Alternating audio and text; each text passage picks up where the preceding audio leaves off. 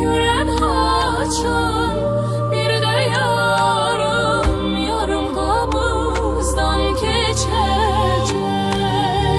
Küsüp gitti yarım benim, yollar battı dumana. Ah niye öz eşkimi istemedim ben ona.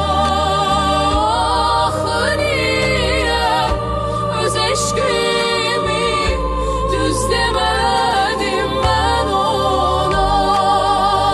Göydeki o tenha oldu, sanki beni andırır. Düşündükçe hicrana dur, yüreğimi yandırır. Düşündükçe hicrana dur, yüreğimi yandırır. Belki indi gəm içinde, bakır o da yollara. Ah niye öz eşkimi düz demedim ben yara. Ah niye öz eşkimi düz demedim ben yara.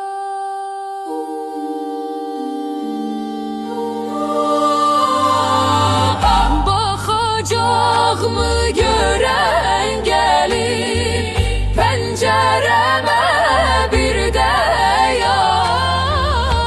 Yüreğimi saldı benim bir sağalmaz derde yar. Yüreğimi saldı benim bir sağalmaz derde yar. Göğüzünde Ay dolanır, yerde gülür gül çiçek.